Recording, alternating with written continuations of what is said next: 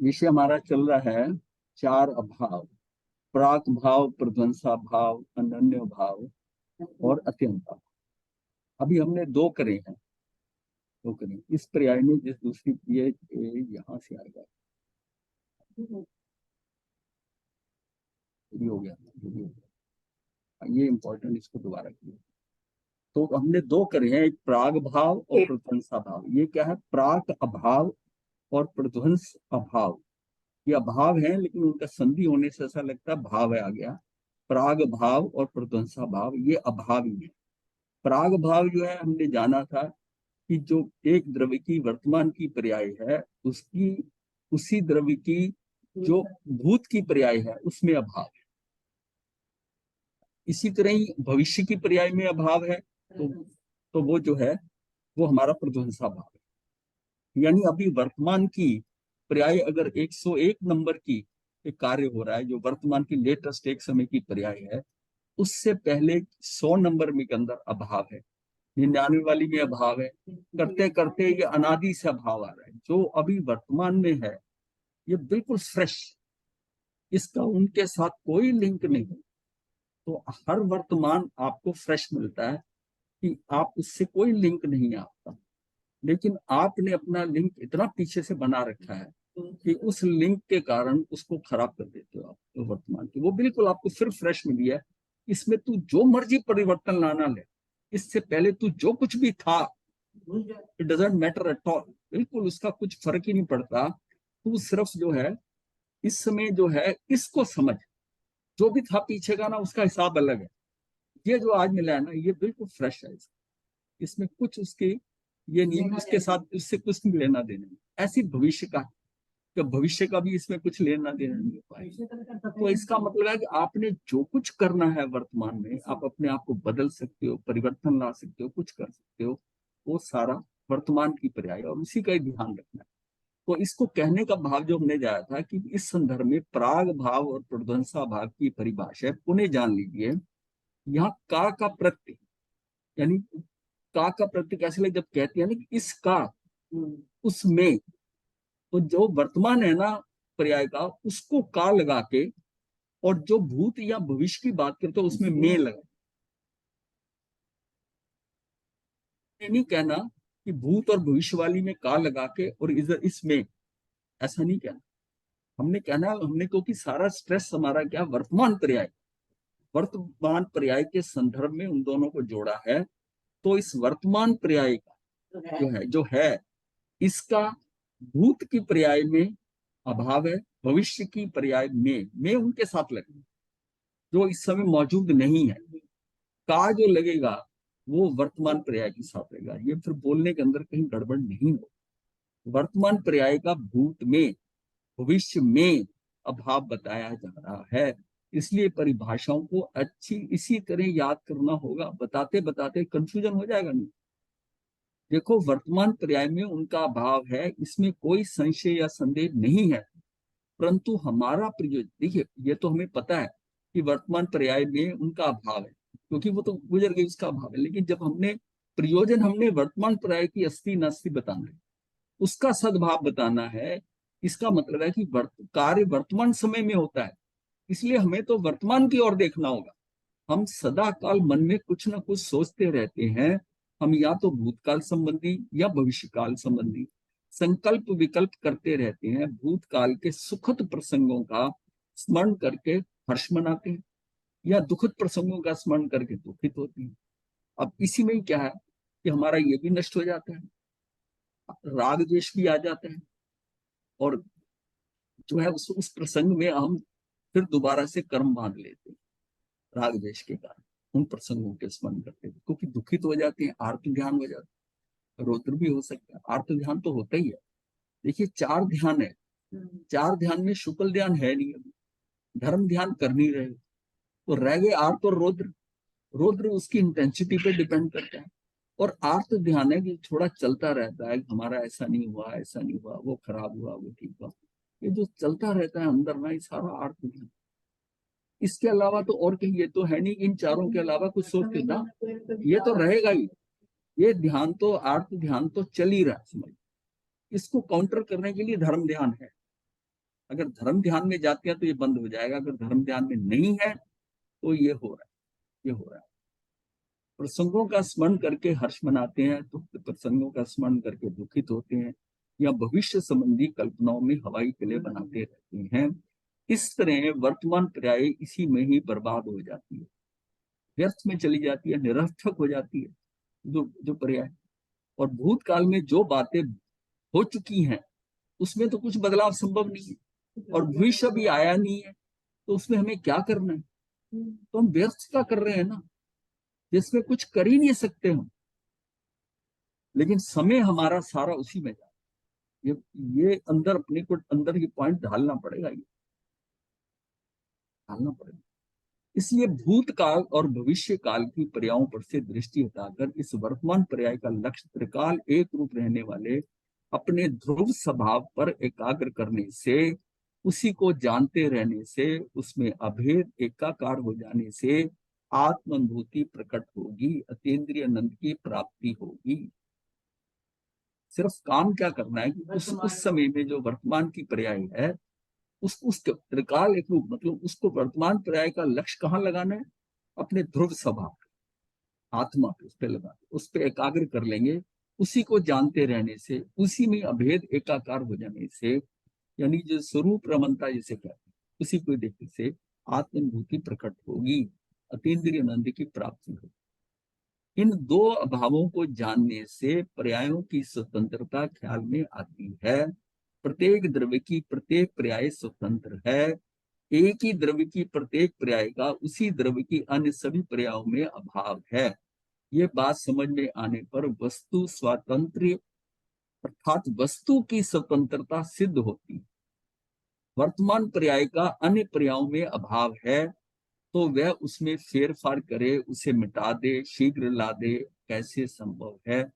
ये जो हम हमारा ऊहापोह होता है ना कि उन्हें ऐसे करना था, ऐसा कर देते, अगर वहां पहुंच जाते ऐसा हो जाता, उसके पास जाते, वो कुछ नहीं जो है। अब जो जो हो गया सब कुछ हो गया, जैसा होना था वैसे ही हुआ है, क्योंकि सारा व्यवस्थित है, तेरी मर्जी से नहीं है। अब जो ऊहापोह कर रहा है उसमें एक ही काम कर रहा है, तो अपना वर्तमान नष्ट कर। भूत और भविष्य की चिंता छोड़कर यदि हम वर्तमान में अपना कार्य करेंगे तो आकुलता कम होगी ही, कम होगी। किसी व्यक्ति ने भूतकाल में बहुत पाप किए हों और अब वह धर्म प्राप्त करना चाहता है, तो वह यदि अपने को हीन दीन पापी समझता रहेगा, पश्चाताप करके आंसू बहाता रहेगा, तो उसका धर्म प्राप्त करने का रूप कब, मतलब ये करने का रूप कार्य कब होगा? उस व्यक्ति को घबराने की कोई जरूरत नहीं। अभावों का स्वरूप जानकर, प्राग भाव का स्वरूप समझकर वर्तमान पर्याय में धर्म प्राप्त कर सकता है, सम्यक दर्शन की प्राप्ति कर सकता है। अगर ये जो वर्तमान की पर्याय है हमारी पूर्व किए हुए कार्यों के अनुसार उसमें कुछ फेर हेर है, मतलब मुझे तो मिली ऐसी पर्याय है क्योंकि मैंने बड़े गलत काम किए हैं, इस पर्याय का उससे कोई संबंध नहीं।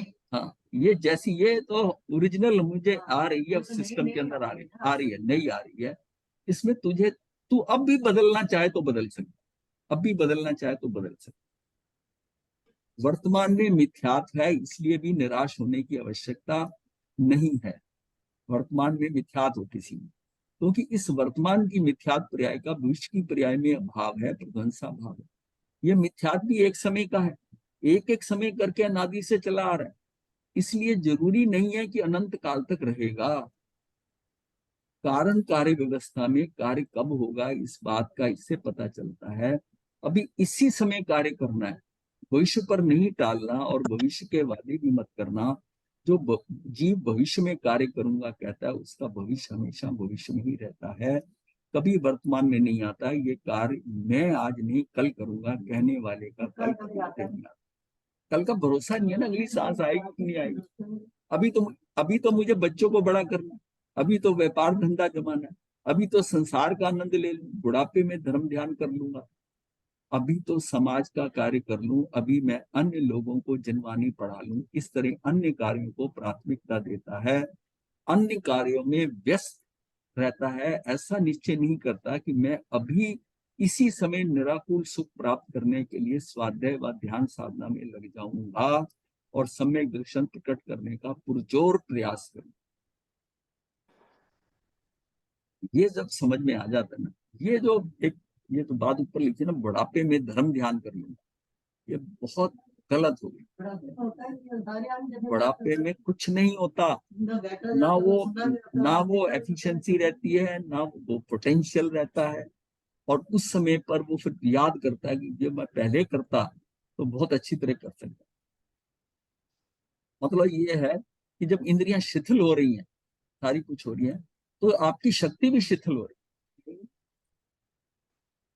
तो फिर वो धर्म ध्यान उस तरह का उस ना भी हो तो भविष्य की पर्याय में ये पर्याय हो ही नहीं सकता भाव। तो अभी ये काम मैं भविष्य में कैसे कर सकता हूँ? वो तो ध्वंसा भाव इस बात से नहीं है ना। नहीं, उस एंगल पे चलेंगे नहीं समझ आएगा उन्हें। बुढ़ापे में धर्म ध्यान जो कि एक स्टेटमेंट, आम स्टेटमेंट है, क्योंकि क्योंकि बुढ़ापे में ही लोगों को करते देखते हैं। तो यंग जनरेशन ये कहती है कि आपने कब किया, मैं भी कर लूंगा, मैं भी कर लूंगा। तो ये बात होती है ना कि बुढ़ापे में भी धर्म ध्यान कर लूंगा। तो ये अभी तो समाज का कार्य कर लूं, अभी मैं अन्य लोगों को जिनवानी पढ़ा लूं, कोई लोग उन कामों में लगे हुए हैं दूसरों को पढ़ाने में। हम भी इसमें फंस गए थे, भी लगने लग गए थे, तो छोड़ा इसको, ये क्या के चक्कर में फंस गए। ये समाज के कार्यों में ये इसमें लगे हुए थे। तो ये सारा जो है ना, इस तरह अन्य कार्यों को प्राथमिकता देता है, अन्य कार्यों में व्यस्त रहता है, ऐसा निश्चय नहीं करता कि मैं अभी इस समय निराकुल सुख हो पाऊं। क्योंकि उसकी उसको समझ के उसका आंकलन करता है ना कि ये तो बहुत जबरदस्त चीज है। अगर आपको ये नजर आता है कि इस काम में करने में बहुत प्रॉफिट है, तो आप ये कहते हो कि मैं बुढ़ापे में करूंगा। नहीं, ये तो अभी अभी अभी अभी करो, अभी लगाओ पैसे, ये इसमें बहुत चार हो सकते हैं। धर्म में आकर क्यों है? क्योंकि हमारी रुचि नहीं, हम प्राथमिकता नहीं दे पा रहे, रुचि नहीं। मैं अभी इसी समय निराकुल सुख प्राप्त करने के लिए स्वाध्याय व ध्यान साधना में लग जाऊंगा, सम्यक दर्शन प्रकट करने का पुरजोर प्रयास करूंगा। बातें तो सम्यक दर्शन की और मोक्ष की करते हैं, परंतु वर्तमान में कार्य क्या कर रहे हैं उस और कोई ध्यान नहीं करता। शुभ शुभ भाव रूप कार्य करके शुद्ध भाव रूप कार्य चाहते हैं। कर रहे हैं, अगर अपने आप को अच्छा समझ रहे हैं तो शुभ अशुभ, शुभ शुभ कर रहे हैं और शुद्ध भाव रूप कार्य चाहते हैं। पर्याय में से पर्याय आती नहीं है, पर्याय विशेष है, वह सामान्य से आती है। सामान्य और विशेष का अभिन्न भाव है, विशेष बदलते रहते हैं, सामान्य सदा काल एक सा रहता है। सामान्य तो त्रिकाल है, एक रूप, अभेद, नित्य द्रव्य स्वभाव है जो शुद्ध है। पर्याय जब इस द्रव्य स्वभाव का लक्ष्य करती है, उसी में अपनत्व अपनत्व करती है। अच्छा, बुढ़ापे की बात करते हैं, गारंटी है बुढ़ापा आएगा? बुढ़ापा आएगा।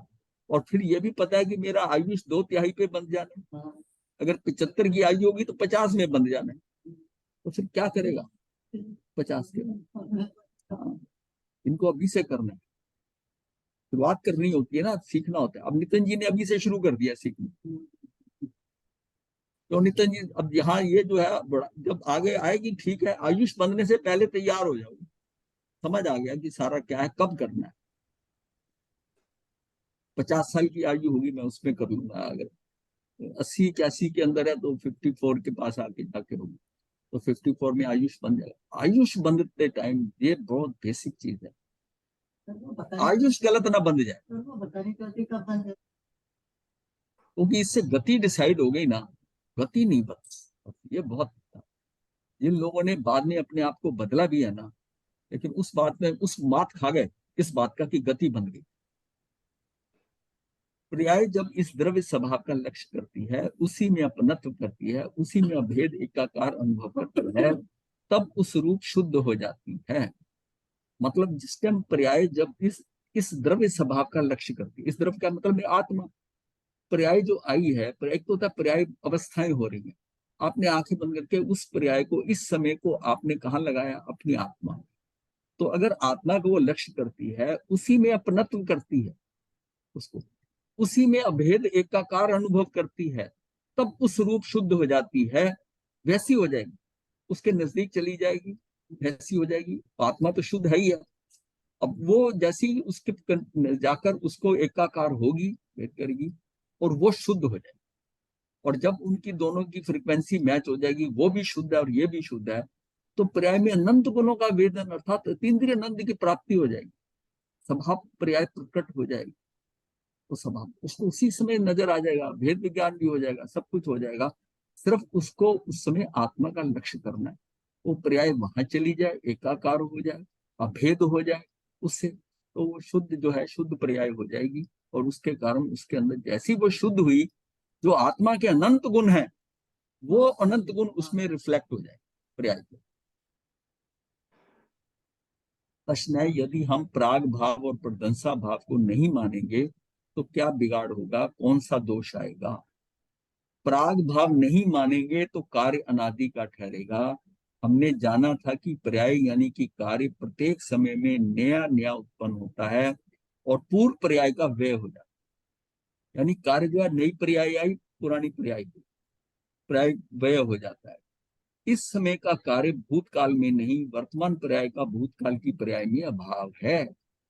यदि इस अभाव को नहीं मानेंगे और वर्तमान पर्याय का उसके पहले वाली पर्याय में भी सद्भाव मानना पड़ेगा।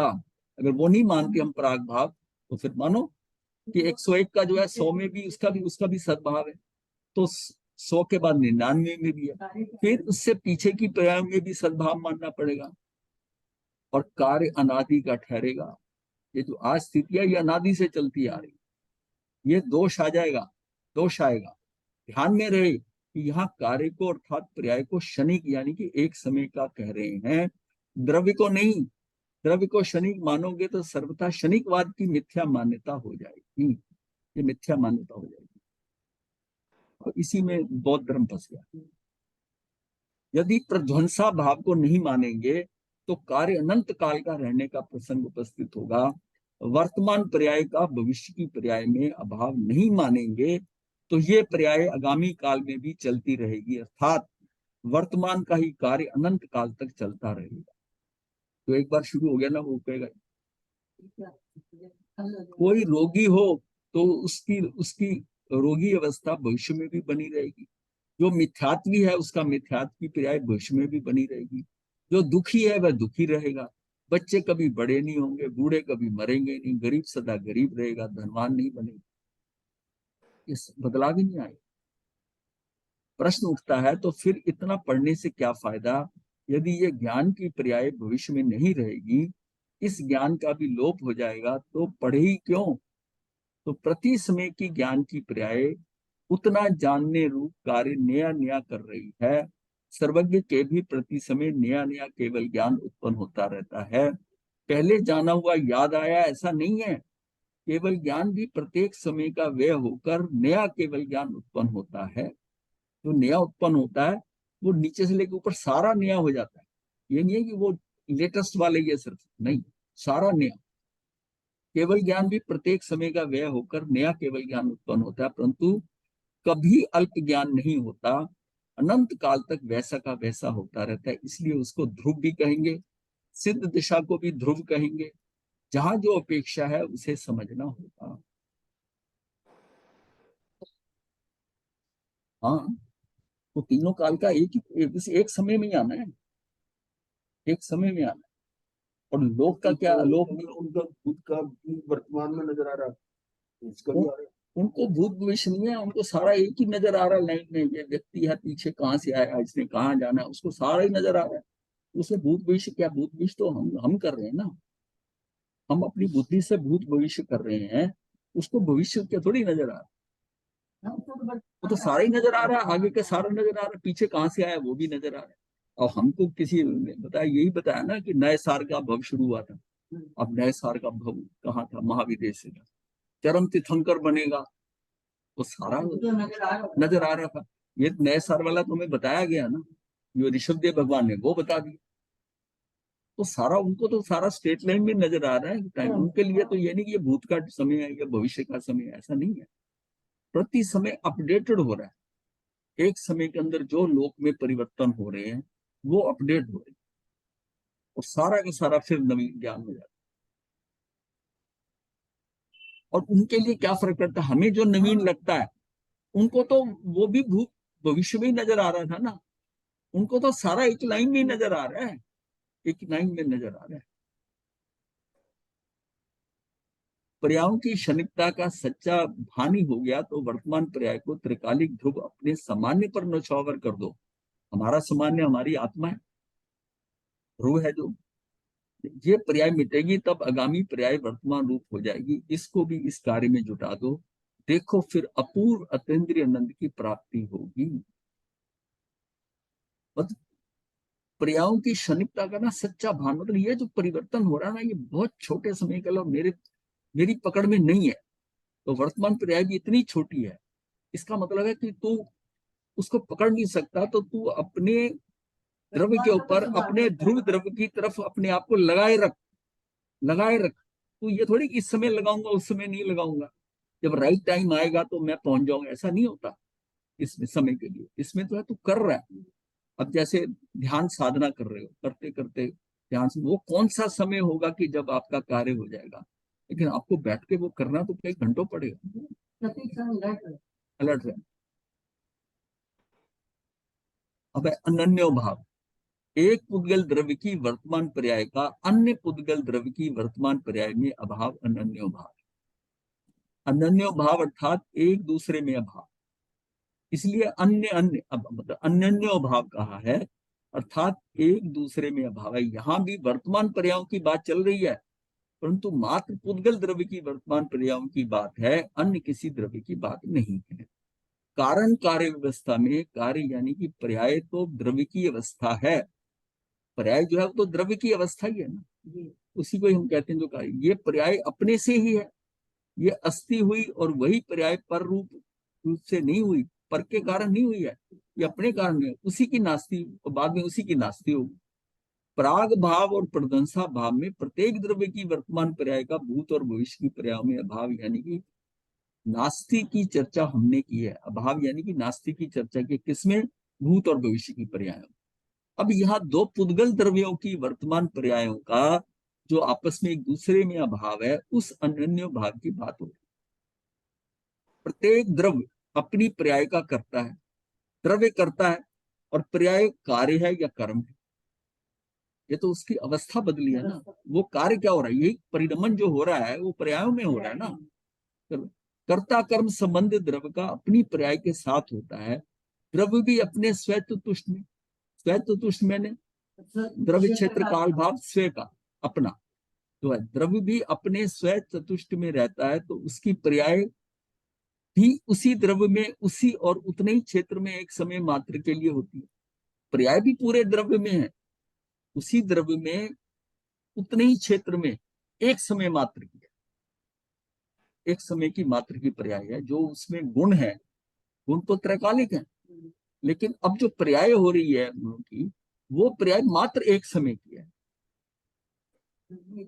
एक एक समय उसे और उतने ही क्षेत्र में एक समय मात्र के लिए होती है। प्रत्येक पर्याय की अपने में अस्थि और पर पर्याय में नास्ति है।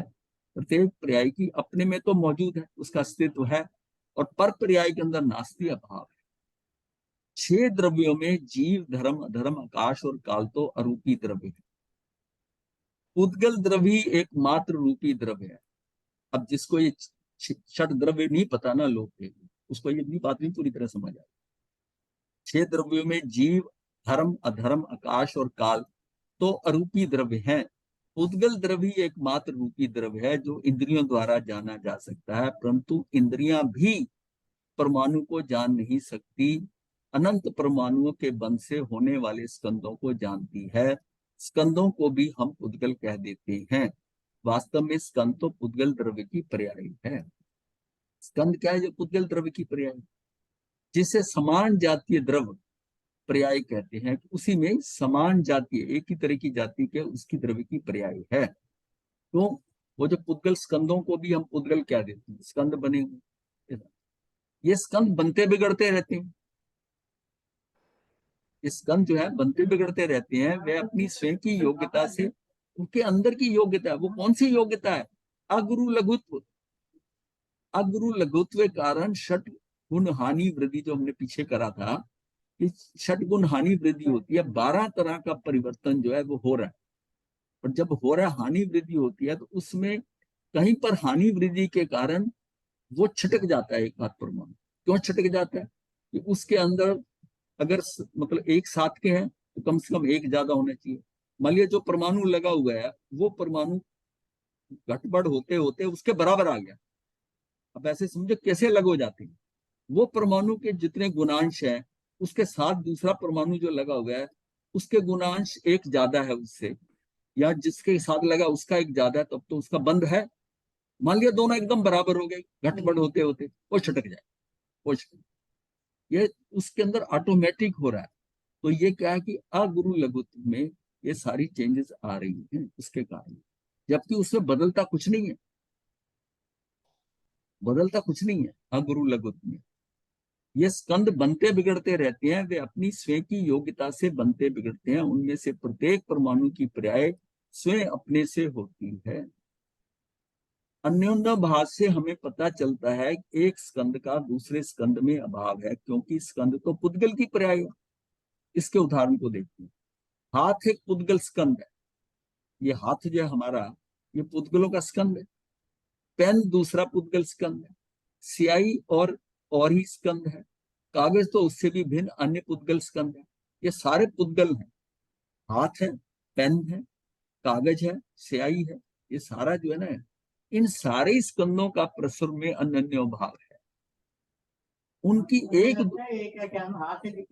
उनकी उनकी एक दूसरे में नास्ती है, अपने आप में अस्थि है। जिनकी यहाँ उपस्थिति नहीं है वहां का कार्य वह कैसे कर सकते हैं? शास्त्र में वर्णन आता है कि एक द्रव दूसरे द्रव को स्पर्श नहीं करता। हम जानते हैं कि प्रत्येक द्रव का अपना अपना स्वतुष्ट होता है, अपना स्व द्रव, अपना स्व क्षेत्र, स्व काल, स्वभाव होता है।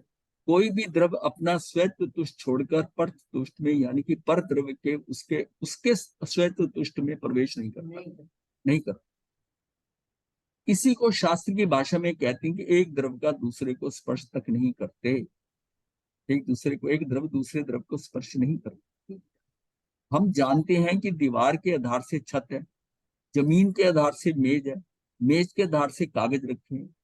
इसी तरह ही जो अडनी कहते हैं यानी चकले के आधार पर जो रोटी बेलने के लिए होता है, चकले के आधार से रोटी बेली जा रही है। परंतु आचार्य इस बात से इनकार करते हैं। वे कहते हैं ये तो सारे स्कंद हैं, उद्गल की पर्याय हैं, इनका एक दूसरे में अभाव है। रोटी बनी ये कार्य उसमें अपने स्वयं में हो रहा है, तब नीचे की अडनी, नीचे का जो चकला है वो स्थिर रहने रूप कार्य अपने आप में ही कर रही है। अडनी जो है मतलब कर रहा है, अगर चकला तो कर रहा है। बेलन का आगे पीछे चलना रूप कार्य बेलन में हो रहा है। हाथों की क्रिया हाथों में हो रही है, वो अलग पुद्गल है। ये तो सारे स्कंद हैं। पुद्गल की वर्तमान क्रियाओं का एक दूसरे में अभाव है, अनन्य भाव है। अब ये आप कहते हो कि मैंने रोटी, सब हो रहे हैं, मतलब ये मतलब जब कहते हैं मैंने रोटी अच्छी बनाई, तूने कहाँ बनाई? मैंने बहुत अच्छा प्रवचन किया, ऐसी मैंने बहुत अच्छी चर्चा की, तूने नहीं की।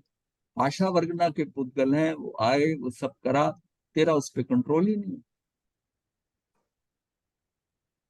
तेरा कंट्रोल कैसे है? नहीं है कंट्रोल। हाँ। हमें भाषित होता है कि हम जीव होंठ स्वर तंत्र आदि को हिला जुलाकर आवाज निकालते हैं, सुरीला गाना गाते हैं। परंतु विचार करो शरीर औदारिक वर्गना का है, शब्द भाषा वर्गना के हैं। दोनों का एक दूसरे में अनन्य भाव है। तो एक दूसरे में अनन्य भाव है तो एक के कारण दूसरा कार्य होना कैसे संभव है? वे भी एक दूसरे में अभाव रूप हैं, एक दूसरे का कार्य नहीं करते और हम जीव द्रव उनका कार्य कर दें, ये बात तीन काल में नहीं हो सकती। इसीलिए अमरचंद्राचार्य ने लास्ट में क्या कहा है, काम नहीं है संविधान लिखने का, ये शब्दों का काम है, मेरे मेरे उत्तर दे रहे उसका, शब्दों ने काम किया। वो ये बात लेखन जो है ना, मतलब बड़ी क्लैरिटी ये होती है कि आप जो काम कर रहे हो ये लिखा गया, लिखने वाला मैं नहीं हूँ। बिल्कुल लास्ट में ये लग नहीं, अब हम कह देते ना कि 2000, जब हम कह देते हैं मतलब जो है व्यवहार में कि ये 2000 पेज लिखे गए, पर तू लिखने वाला नहीं है। शब्दों का खेल है, शब्दों ने अपना काम किया। हाँ, आप कई बार ना चाहते हुए भी किसी व्यक्ति को ऐसा शब्द बोल देते हो जो आपका बहुत लगता है वो आपके कंट्रोल में नहीं था, उसमें उसका कर्म उदय में आया था, आप निमित्त बन गए और आपने ऐसी बात कर दी, कहाँ का कहाँ बात पहुंच जाती है। उसकी वो अपनी दृष्टि में कहाँ बैठा और आपने जो बात करी उसको वो कहाँ ले गया।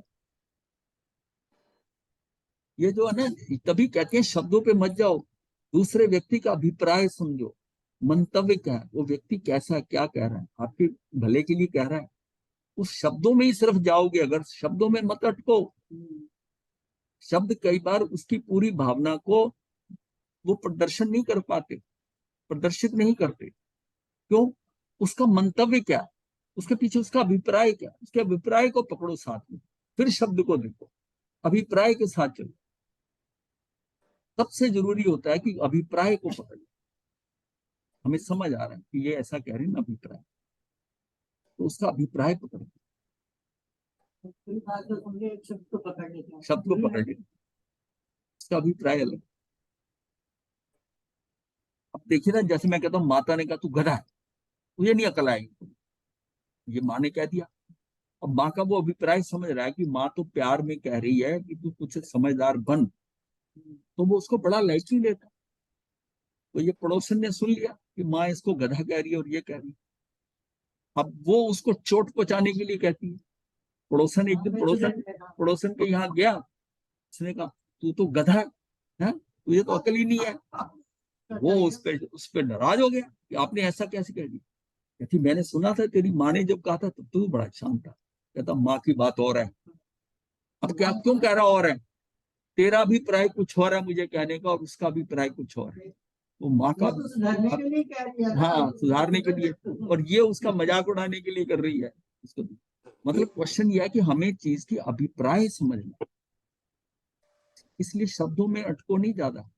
शब्दों का चयन कई बार गलत होता है, शब्दों का चयन दूसरे से गलत हो जाता है और मिसअंडरस्टैंडिंग हो जाती है।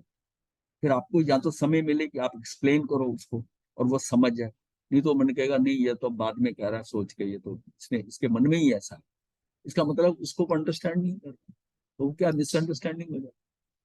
हमें भाषित होता है कि हम जीभ ओंठ स्वर आदि को हिला जुलाकर आवाज निकालते हैं, श्रीला गाना गाते हैं, परंतु विचार करो शरीर औदारिक वर्गना का है, शब्द भाषा वर्गना का है, दोनों एक दूसरे में अनन्य भाव है।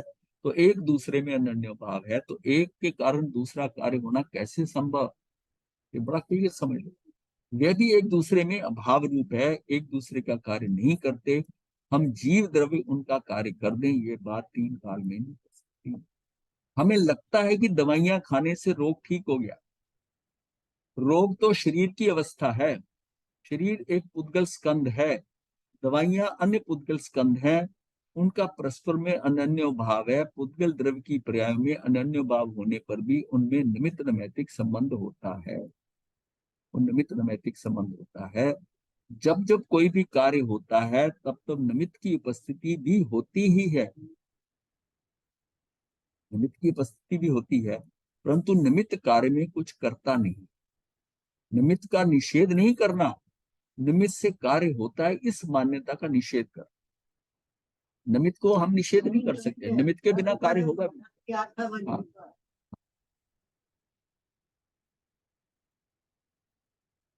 कार्य में उचित निमित्त होते हैं, उन्हें स्वीकार ही नहीं करेंगे तो ज्ञान झूठा हो जाएगा, और निमित्त से कार्य होता मानेंगे तो श्रद्धा खोटी हो जाएगी।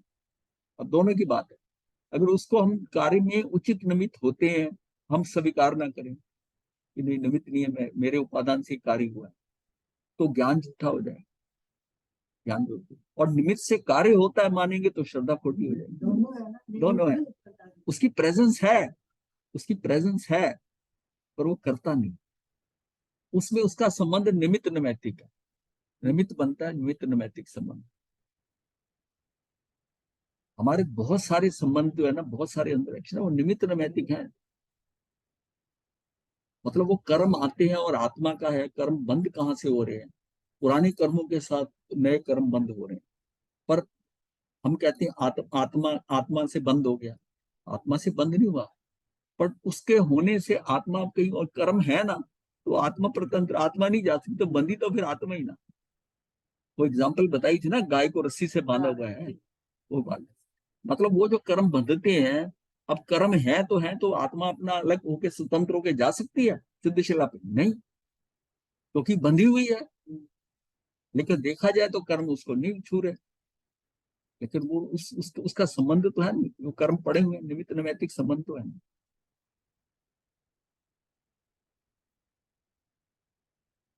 अब हमने स्थूल स्कंदों को दृष्टांत देखे हमने स्थूल स्कंदों के दृष्टांत देखे हैं। वास्तव में तो एक ही स्कंद के प्रत्येक पुद्गल परमाणु की पर्याय का अन्य पुद्गल परमाणु की पर्याय में अन्य भाव है। हमने पूर्व में जाना था कि पुद्गल के स्पर्श गुण की पर्याय में से रूक्ष और स्निग्ध गुण के कारण, यानी कि उनके अंशों के कारण बंद होता है, अर्थात गुणांश अनुसार बंद होता है। अभी जो हम बात कर रहे थे ना, उसके गुणांश होता है। अगर दोनों मटेरियल सेम है, तो एक ही तरह के हैं, तो उसमें दो अंश ज्यादा होना है। दिगंबर मान्यता तो दोनों में ही मानती है कि हमेशा दो अंश ज्यादा होंगे तो संबंध हो। एक दो अंश जो है ना, या स्निग्ध ज्यादा हो या रूक्ष ज्यादा हो। जितने अंश में वो स्निग्ध है, उतने अंश में रूक्ष बंद कभी हो गई। जितने अंश में स्निग्ध है, उतने ही अंश में रूक्ष बंद नहीं होगा, उतना ही। हाँ, हाँ, दोनों स्निग्ध हो मान लिया, तब भी नहीं होगा। एक अगर तो वो रूक्ष और स्निग्ध है, तो एक का फर्क कम से कम चाहिए, ये श्वेतांबर मान्यता में। दिगंबर में उसमें भी दो ही मानते हैं,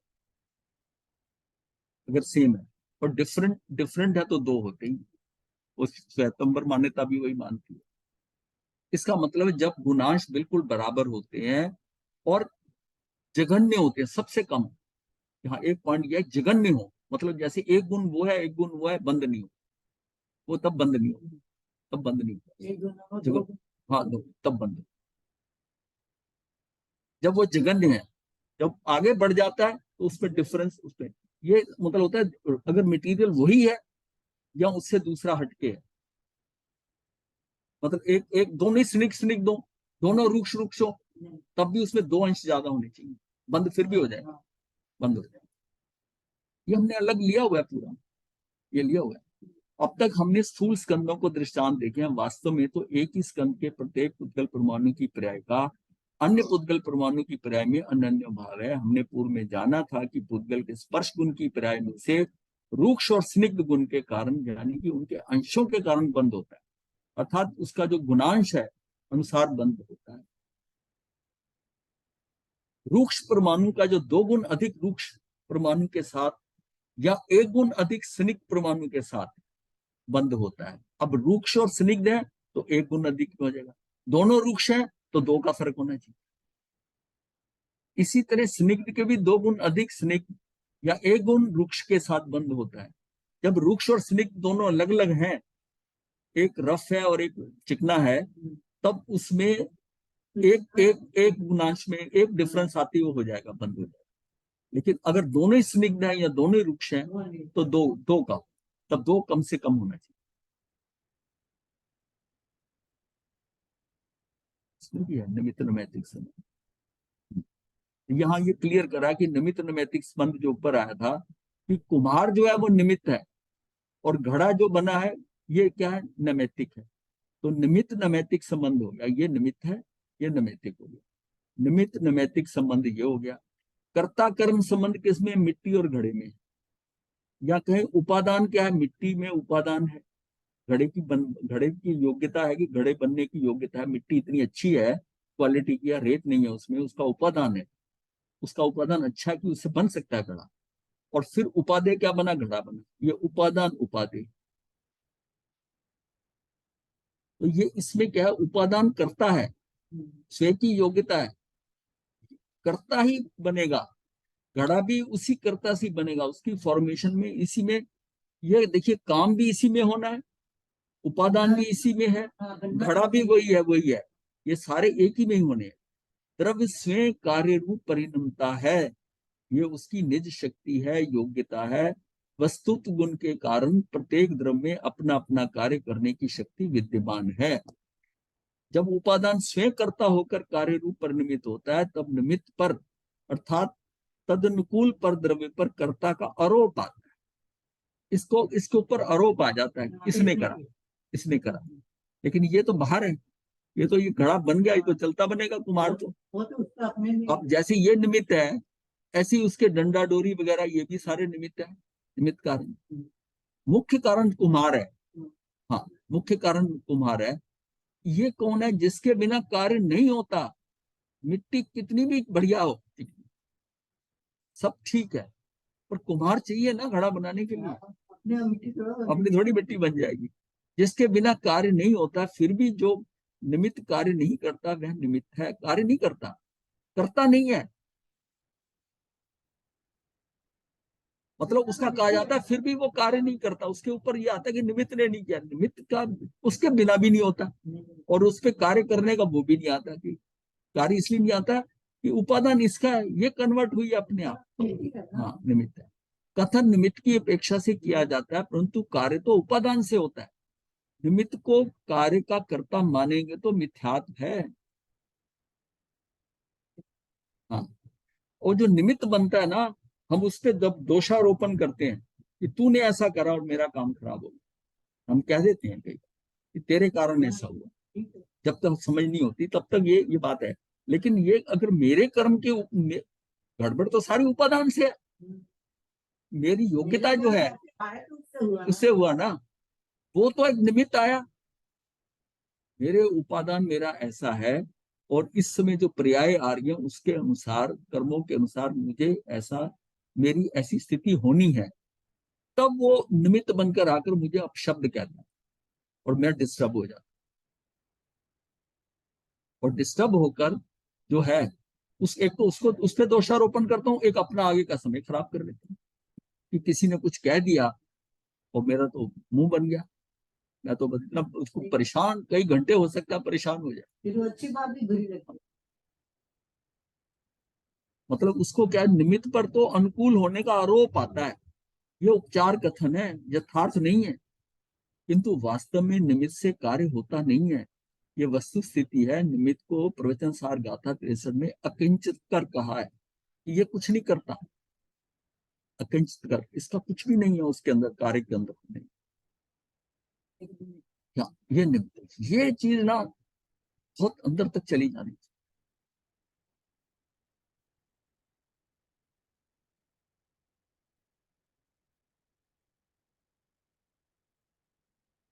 अब इसमें एक दो आगे भी और ले लेंगे शब्द। एक होता तो है व्याप्य व्यापक, व्याप्य व्यापक आता है। एक भाव भावक, वो भी आता है, वो भी इस पे जोड़ के अब आगे जाके कराएंगे। अत्यंता भाव जो है, एक द्रव्य का दूसरे द्रव्य में त्रिकाल अभाव है, ये चौथा वाला। इसे अत्यंता कहते हैं, अत्यंता भाव कहते हैं। ये अभाव 6 द्रव्यों में पाया जाता है। अब 3 तो 6 द्रव्य वाले हैं, एक तीसरे वाला जो अनन्य भाव है वो पुद्गल द्रव्य। बड़ी, इसको तो बड़ी अच्छी तरह समझ लो। और मेरा ख्याल इतनी बार रिपीट हो चुका है, आपको नाम भी याद होना चाहिए। प्राग भाव, प्रध्वंसा भाव, अनन्यो भाव, अत्यंता भाव, ये सारे याद होने चाहिए। और बाकी चीज समझ लो बस इतना। प्रत्येक द्रव्य स्वतंत्र है, प्रत्येक द्रव्य अपनी स्वयं तुष्ट में है, प्रत्येक द्रव्य की अपने में अस्थि है, सत्ता है, परंतु प्रत्येक द्रव्य की अन्य सभी द्रव्यों में नास्ति है, अभाव है। प्रत्येक द्रव्य स्वतंत्र है, प्रत्येक द्रव्य अपने स्वयं तुष्ट में है, प्रत्येक द्रव्य की अपने में अस्थि है, सत्ता है, परंतु प्रत्येक द्रव्य की अन्य सभी द्रव्यों में नास्ति है, अभाव है। अब यहाँ बात पर्यायों की नहीं है, यहाँ बात द्रव्यों की हो रही है। अब इस बात को क्लियर है कि यहाँ कौन सी बात हो रही है। हाँ, यहाँ पर एक द्रव्य का दूसरे द्रव्य में अभाव है, यहाँ बात पर्यायों की नहीं हो रही है। वो जो थे 3 जो थे ना, वो पर्यायों की बात कर रहे हैं, पहले 3। ये द्रव्य की बात कर रहा है मेन बात। अब यहाँ बात पर्यायों की नहीं अपितु द्रव्यों की हो रही है। एक जीव द्रव्य का अन्य जीव द्रव्य में तथा अन्य 5 द्रव्यों में अभाव है, ये अत्यंता भाव है। 6 द्रव्य जो है, 6 द्रव्य में जीव द्रव्य अलग है, 5 द्रव्य में अभाव है एक दूसरे का। 6 के 6 जैसे हैं वैसे ही है, हमेशा एक ही स्थान पर रह रहे हैं, एक ही स्थान पर एक रहते हुए भी तब भी सब अपने अपने। तब भी अपने।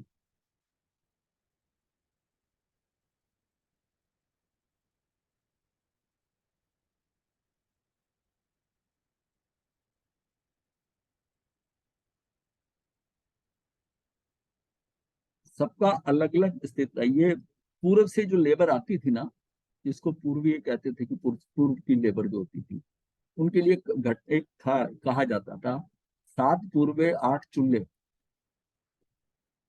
मतलब 7 पूर्वीय कहीं काम करते हैं, होते हैं, सबका चूल्हा अपना अपना होता है। और उसने कहा 7 पूर्वीय अगर है, जो काम करने वाली लेबर है 7 पूर्वीय, पूर्वीय 8 चूल्हे का क्या मतलब है? किसी का गेस्ट आता है ना, तो उसको वो चूल्हा देते हैं, वो आटा सारा सामान जो अपने खाने का वो साथ लेके आता है। तो सबकी लिमिटेड इनकम है ना, वो मतलब जो है कार्य, तो वो एक चूल्हा उन्होंने रखा हुआ है। वो अपना खाना आप बना ले, क्योंकि उन्होंने भी नौकरी पे टाइम पे जाना है, उन्होंने करना है। मतलब उसमें एक एक दूसरे से कोई लिंक नहीं है। 7 ने 7 रखा, तो 8वां जो है ना, वो एक रखा हुआ है कि ये कोई जिसका भी गेस्ट आ जाएगा उसको बना ले।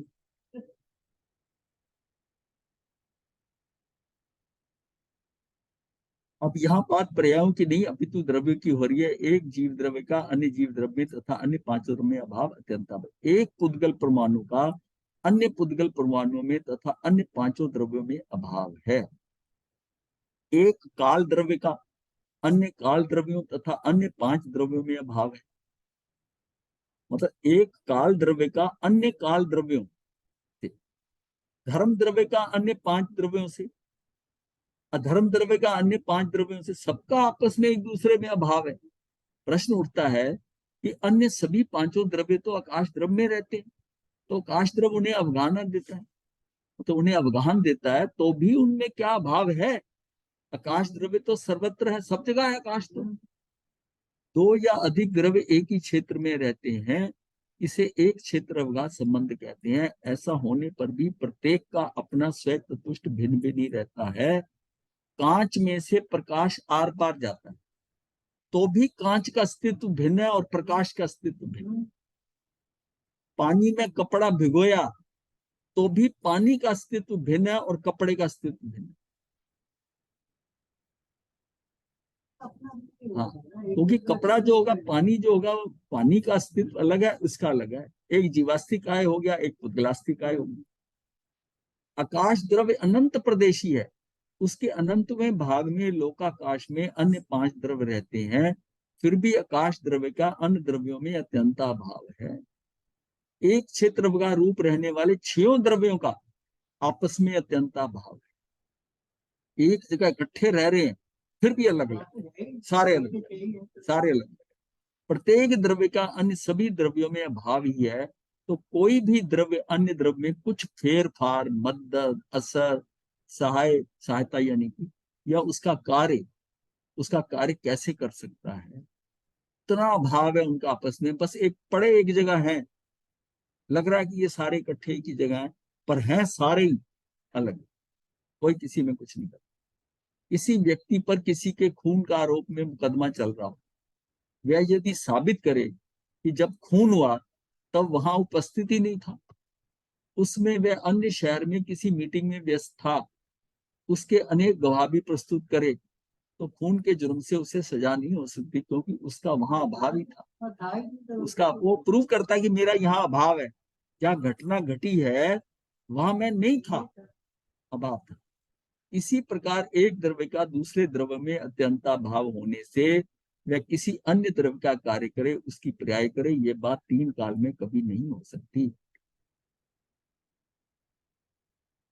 मतलब ये अमेरिका की बात ही है कि एक कहीं पर ना मर्डर हुआ, तो उस मर्डर की जगह से वो बॉडी मिल गई, लेकिन सारा उन्होंने चेक करा, किसी की प्रेजेंस वहां नजर नहीं आ रही, किसी की प्रेजेंस नहीं नजर आ रही।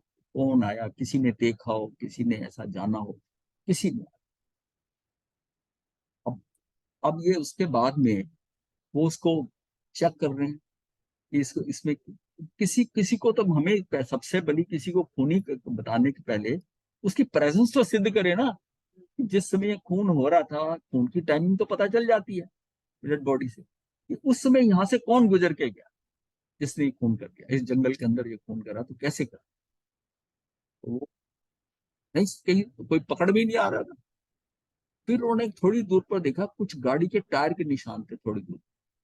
उन्होंने फिर गाड़ियां चेक कर रही थी, ये टायर किस कंपनी, वो टायर के ऊपर रबड़ का डिजाइन होता है, टायर के डिजाइन होते हैं, इसका मतलब उस शहर में कितने लोगों के पास वैसा टायर है गाड़ी। वो सारे चेक करें, चेक करने शुरू चेक करने शुरू करें। एक के टायर के अंदर जहां खून हुआ, उस पेड़ की एक छोटी सी पत्ती, पत्ते का टुकड़ा, वो उसमें निकला, पत्ते पत्ते वो टुकड़ा निकला है उसमें। ये उन्हें देखा कि ये पत्ता है। उस तरह के पत्ते का डीएनए पूरे शहर में उस टाइप के जितने पेड़ थे सबका डीएनए चेक हुआ। ये डीएनए जो था ना उसकी टायर में से जो निकला, उसका डीएनए उस पेड़ के पत्ते के डीएनए से मैच हो गया। हाँ, वो डीएनए मैच हो गया और वो पकड़ा गया जिसकी गाड़ी थी। इसका मतलब है कि वो उस जगह गाड़ी लेके गया और वो ये नहीं कह सका ये पता तो कोई भी हो सकता है। तो उन्होंने कहा कि ये डीएनए चेक करा, क्योंकि ये तो पता है किस टाइप का पेड़ है जिसके नीचे बॉडी मिली थी। तो उस पेड़ का जो पत्ते का डीएनए था, उस तरह के सारे चेक करते करते और उसका डीएनए मैच हो। अब वो कोई बचने का कोई स्कोप नहीं रहा, तो कह भी नहीं सकता कि मेरी प्रेजेंस, मैं वहां नहीं था, क्योंकि यहाँ अब मतलब शो करना पड़ता है। अब जैसे ये खून हुआ तब वह उपस्थित ही नहीं था, उस समय मैं अन्य शहर में, मतलब उसको बताना पड़ता है, मीटिंग में था, थिएटर में था, लोग दिखाते हैं अपनी टिकट, मैं तो पिक्चर देख रहा था उस दौरान।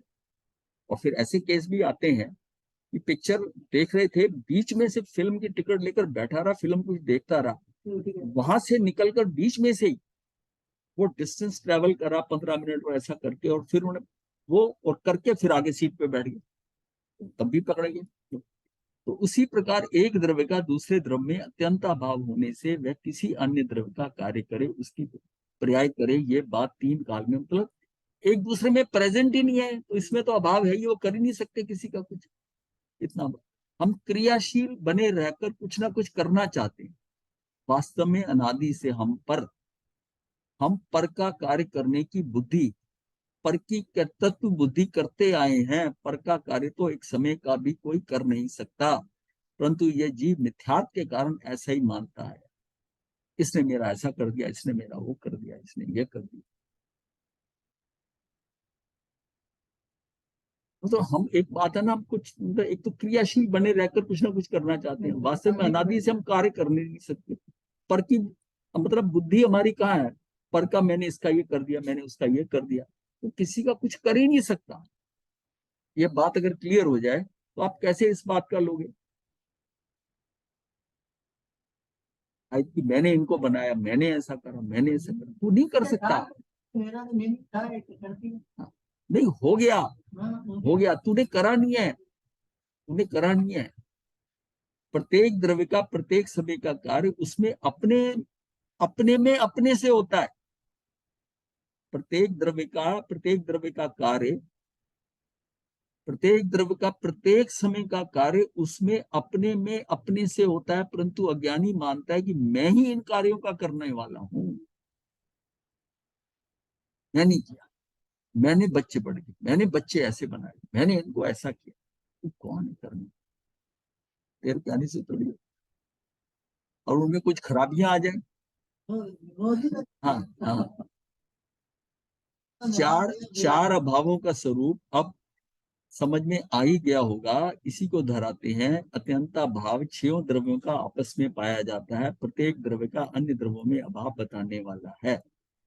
तो ये अन्य द्रव्यों का अभाव जो है बताने वाला, प्राग भाव और प्रध्वंसा भाव छह द्रव्यों की वर्तमान पर्यायों का उन्हीं की भूत और भविष्य की पर्यायों में अभाव बताता है। अन्योन्यो भाव मात्र पुद्गल द्रव्यों की वर्तमान पर्याय का दूसरे में अभाव बताता है, कि जो इस द्रव्य के अंदर ये पर्याय हो रही है इसका दूसरे में अभाव है, ये बात बताता है। जानो कि चारों अभाव किस द्रव्य पर घटित होंगे, पुद्गल द्रव्य में ही चारों अभाव घटित होते हैं। बाकी देखिए पुद्गल में तो तीसरे वाला भी हो जाएगा, अन्योन्य भाव, वो बाकी द्रव्यों के अंदर वो नहीं है पुद्गल वाला। वो जो मतलब मैं जानू कि चारों भाव किस द्रव्य में होंगे, वो सिर्फ पुद्गल में ही होंगे, बाकियों में तो तीन तीन ही होंगे, अन्य भाव होगा ही नहीं। हाँ, पुद्गल द्रव्य में ही चारों भाव घटित होते हैं। इन चारों अभावों को नहीं मानने से कौन सा दोष आएगा, देखते हैं। अब चारों को लेके देखते हैं। प्राग भाव नहीं मानने से कार्य अनादि का ठहरेगा, ये हमें क्लियर हो चुका है। प्राग भाव को अगर हम नहीं मानते तो इसका मतलब है ये जो अभी अनादि से चला आ रहा है ये कार्य। पर ध्वंसा भाव नहीं मानने से कार्य अनंत काल तक चलते रहने का प्रसंग आएगा।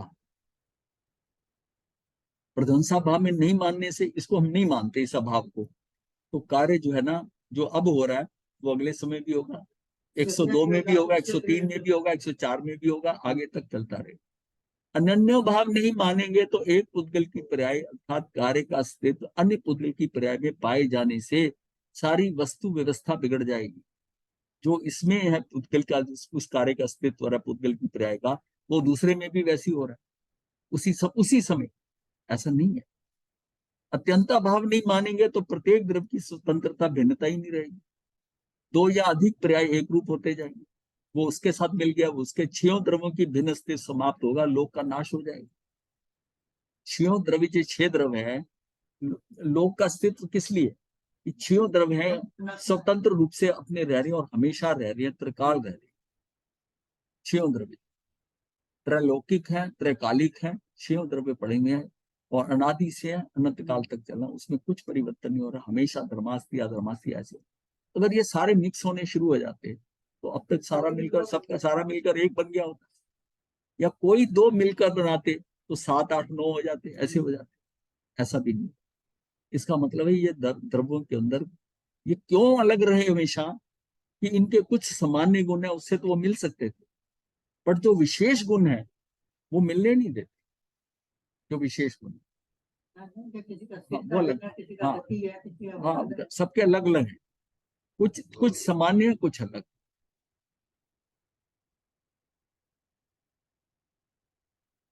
इन अभावों को नहीं मानने से क्या हानि हो सकती है, ये बात तो पूर्णतः समझ में आ गई, परंतु इन्हें जानने से मानने से कुछ लाभ होता है कि नहीं। इन अभावों को जानने से धर्म संबंधी क्या लाभ होता है उसे जानते हैं, क्योंकि हमारा प्रयोजन तो धर्म प्रकट करना है, सम्यक अर्थात वीतरागता प्रकट करनी है, मोक्ष मार्ग का आरंभ करना है। तो ये क्या है कि इन अभावों को जानने से धर्म संबंधी हमें क्या लाभ हो, मतलब इतनी निश्चिंतता आ जाए कि कोई द्रव्य मेरा कुछ नहीं कर सकता, मैं किसी का नहीं, कितनी बड़ी निश्चिंतता। कोई मेरा भला नहीं कर सकता, कोई बुरा नहीं कर सकता, कितना अंदर कितनी परफेक्शन आ जाती है कि मेरा कोई कुछ नहीं कर सकता। जो मेरे कर्मों के अनुसार हो रहा है, कोई अपनी मर्जी से उसमें कोई हेर फेर कर दे, कुछ नहीं हो सकता। ये कितना बड़ा कॉन्फिडेंस, निश्चिंत हो जाता है, या निश्चिंत हो जाता है कि मेरा कुछ भी भला बुरा नहीं हो सकता, जो मैं हूं सो हूं।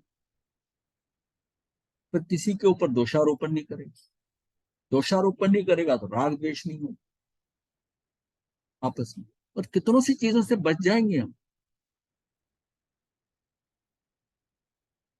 प्राग भाग समझने से, टाइम हो गया, आगे नहीं चलेंगे, एक नहीं, 1 मिनट भी नहीं है,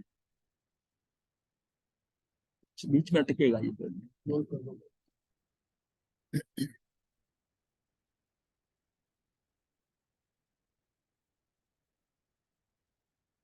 हम्म,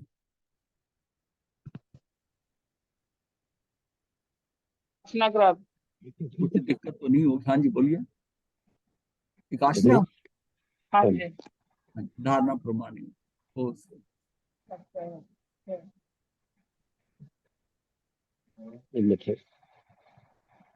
अरे सीरियस नजर आ रहे हैं, कुछ खास ऐसी सभी ध्यान से गुड़ विषय धारा समझने वाला। नहीं, ये तो रास्ता क्लियर कर रहा है गुरुदेव, सहज और सरल होने में। हाँ, ये जो हमारी कृतज्ञ बुद्धि, ये सारे हाँ।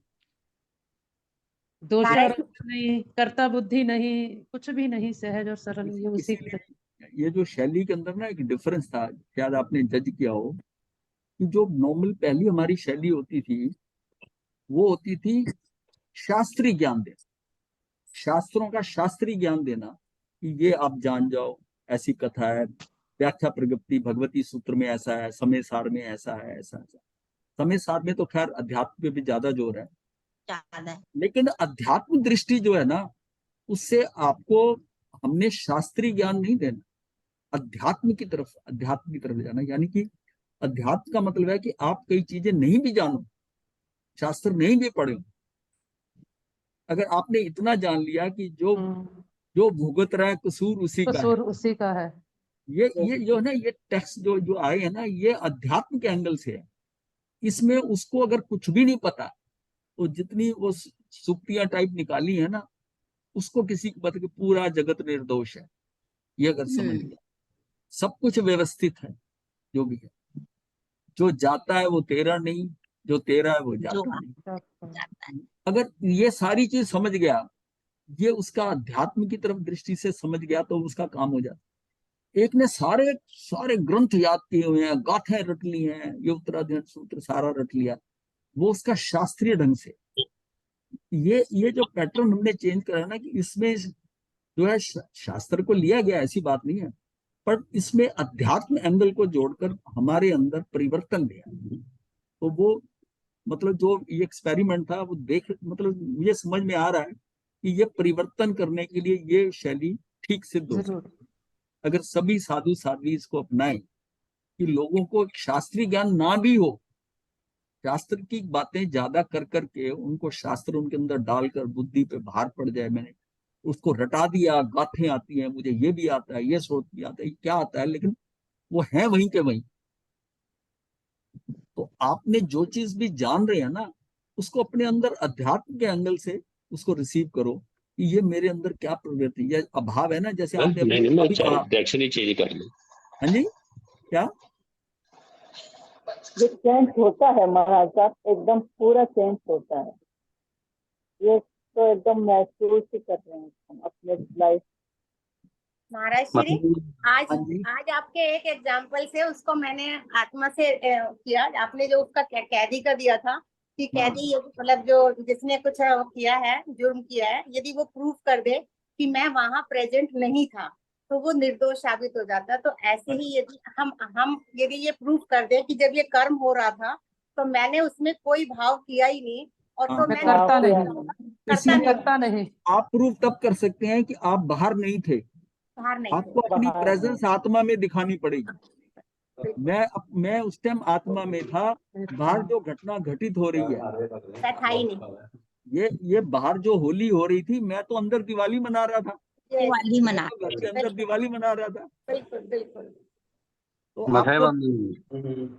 आपने तो दिवाली मनानी है, कि दिवाली और मनाने की जगह कोशिश करते रहेंगे, कामयाब हो जाएंगे महाराज श्री। हाँ, ये डॉक्टर साहब बोलना चाहते हैं कुछ?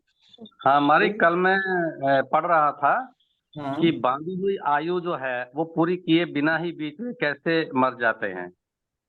नहीं नहीं नहीं, ऐसा नहीं होता। आयुष नया तो बंद होगा ही तभी जाएगा जी इस भव से, बिना आयुष बंद करे नहीं जा सकता, चाहे लास्ट मोमेंट पे बांधे वो। नहीं, जितनी हमने बांधी है उतनी पूरी करेंगे हम हर हालत हाँ, में। पूरी करेंगे डेफिनेटली, एक एक समय भी इधर से उधर नहीं हो। करनी ये इसमें दिया हुआ था, हाँ, नहीं ये बिल्कुल है नहीं, हमारी इसमें बुक देखो श्री ऐसा जैन है, गोल संग्रह है, इसमें इसकी लिखा लॉजिक, इसको लॉजिकली समझ लो। मैं समझ गया जो आप बात कर रहे हो, ज्यादातर लोगों का ये प्रश्न होता है। अब लॉजिकली आप बात करता हूं, कि जो तो घाती कर्म है, जी उसके अंदर आप परिवर्तन कर सकते हो, क्योंकि उसके अंदर आपके पास क्या है, कि उसके क्षयोपशम की शक्ति भी है, उपशम की भी शक्ति है। आप उसको उपशम कर दिया, आपने कुछ ऐसा कार्य किया, क्षयोपशम कर दिया, आप उसका वेरिएशन उन कर्मों का कर सकते हो। लेकिन आघाती कर्म जो है, उसमें वो नहीं कार्य करते, उसमें तो उदय में आना, जो आपने बांधा है वो उदय में आएगा और क्षय होगा। हाँ उसको तो तीर्थंकर भी जो है ना, केवली भी जो है ना, जो उनके अघाती कर्म है, गोत्र नाम कर्म में जो है, तो होने के बाद उसको एक क्षण इधर, और फिर महावीर भगवान को तो शक्रेंद्र ने कहा था कि भस्म जी। ग्रह लग गया है और आप अपनी आयु को थोड़ा अंतर्मुहूर्त ऐसा कर लो, नहीं तो 2000 वर्ष तक आपके धर्म के ऊपर संकट रहेगा। तो उसने कहा मैं एक पल भी इधर से इधर नहीं कर सकता, ना आज तक हुआ है ना होगा, ना भविष्य में होगा। तो जब भगवान ने ये बात कह दी तीर्थंकर नहीं चेंज कर सकते, तो आप किसी कैसे और चेंज जगह करोगे? इस पर ये जो अकाल मृत्यु का शब्द आता है ना, ये हमारा कंफ्यूजन कहाँ जी होता है? जी जी। ये अकाल मृत्यु का मतलब है कि जो नॉर्मल डेथ होती है उसकी बजाय कोई जहर खाकर या उसके कारण मरता है, तो हम कहते हैं अकाल मृत्यु हो गई। लेकिन उसका टाइम फ्रेम जो है ना, उसमें कोई परिवर्तन नहीं होता। टाइप ऑफ जो मृत्यु वो भी उसका जो कुछ होना फिक्स है, मतलब उसको छोटी उम्र में अगर चला गया तो आयुष कम बांधा था। लेकिन शब्द एक आता है अकाल मृत्यु। जी। अकाल मृत्यु जो है ना, वो काल के हिसाब से अकाल नहीं है, जिस ढंग से मरा है उसके हिसाब से अकाल है। नहीं, इन्होंने यह लिखा था बांधी हुई आयुष्य बिना पूरी किए बिना बीच में ही मृत्यु हो जाना। हाँ, नहीं हो सकती। नहीं हो सकती, ये किसी आगम की बात नहीं है। आगम की बात नहीं होगी, जो बंधी है अपनी आयु। ये हमारे इसमें आयु आयु भेद 7 दिए हुए हैं। ऐसा है, देखिए, ये कंफ्यूजन है जो आप बता रहे हो ना। जी सोपकर्मी जी। निरुपकर्मी जीव का, सोपकर्मी जीव होते हैं जिनको कोई उपक्रम लग जाता है, निरुपकर्मी को उपक्रम नहीं लगता, ये है, ये भी है। अब उसमें गड़बड़ हो सकती है, ऐसी चीजें बताई बताई हैं, लेकिन साथ में यह है जी कि जी। आयुष की जो निषेकी कर्म में आप कितने जितने आयुष कर्म बांधे हैं वो प्रति समय खिर रहे हैं। आपका जी जी। आयुष है जैसे वो प्रति खिर रहे हैं, उसका टाइम फ्रेम है। द्रव्य क्षेत्र काल भाव से जिस जगह पर आपकी होनी है, जिस स्थान पर होनी है, जब होनी है वही होनी है, परिवर्तन कुछ नहीं कर सकते। जब भगवान महावीर ने मना कर दिया कुछ करने के लिए, तो आप क्या कर जी लोगे? जी जी जी। कंफ्यूजन, इसको बिल्कुल, इसमें कोई है कंफ्यूजन किया हुआ है। जी। गुरुदेव की आज्ञा से चत्तारि मंगलम, अरिहंता मंगलम, सिद्धा मंगलम, साहू मंगलम, केवली पनतो धम्मो मंगलम। चत्तारि लुगुत्मा, अरिहंता लुगुत्मा, सिद्धा लुगुत्मा, साहू लुगुत्मा, केवली पनतो धम्मो लुगुत्मो। चत्तारि शरणम पवज्जामि, अरिहंते शरणम पवज्जामि, सिद्धे शरणम पवज्जामि, साहू शरणम पवज्जामि, केवली पनतम धम्मम शरणम पवज्जामि। ये 4 शरणें दुख हरने और न शरणा कोई, जो भक्त रानी करे आचरण उसका जय। मथे मथे मथे वरना गुरुदेव। हाँ।